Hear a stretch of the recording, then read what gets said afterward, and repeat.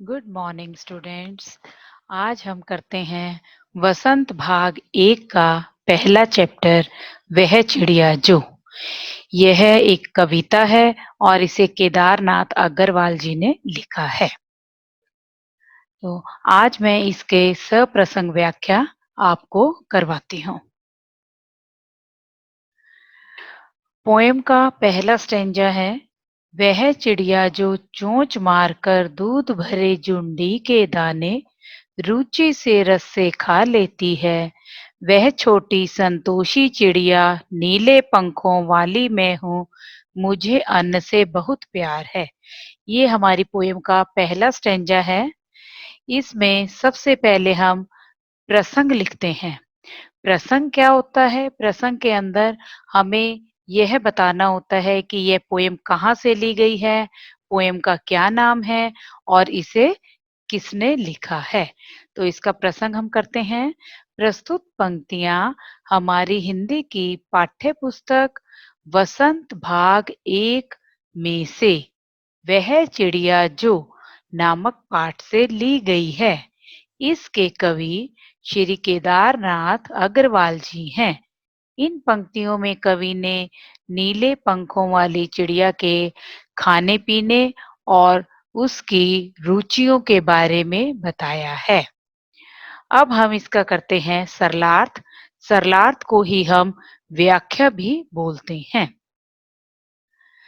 वह चिड़िया जो चोंच मार कर दूध भरे जुंडी के दाने रुचि से रस से खा लेती है।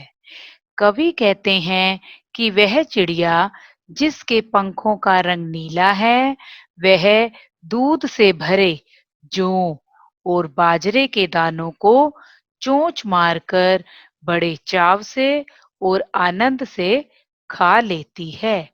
नीले पंखों वाली मैं हूँ। चिड़िया के पंखों का रंग नीला है।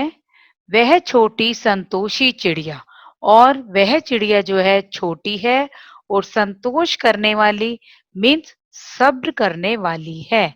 मुझे अन्न से बहुत प्यार है। चिड़िया को अनाज के दाने बहुत प्रिय हैं। अब हम करते हैं इसका सेकंड स्टेंजा।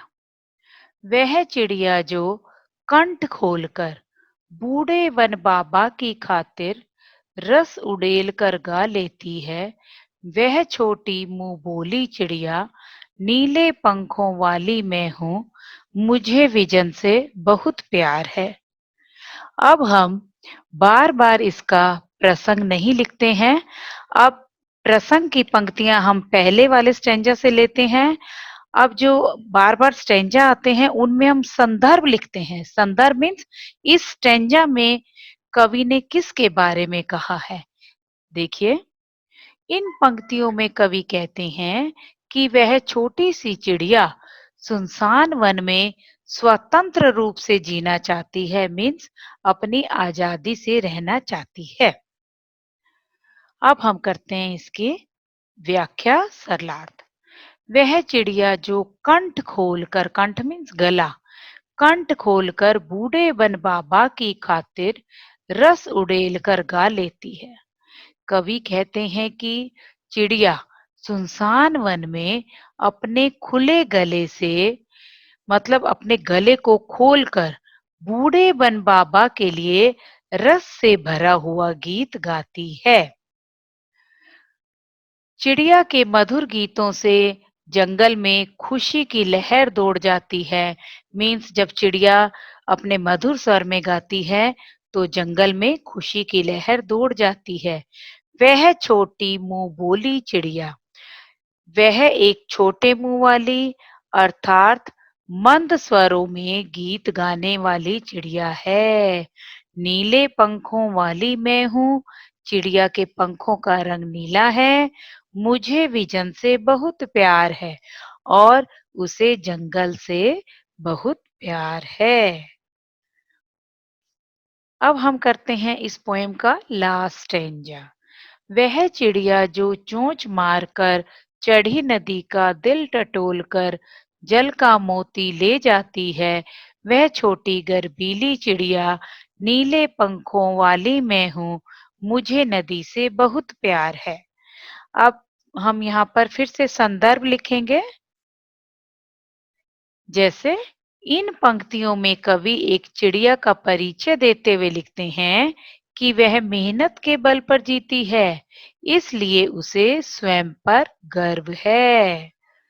अब हम करते हैं इसका सरलार्थ या व्याख्या। वह चिड़िया जो चोंच मारकर चढ़ी नदी का दिल टटोल कर जल का मोती ले जाती है।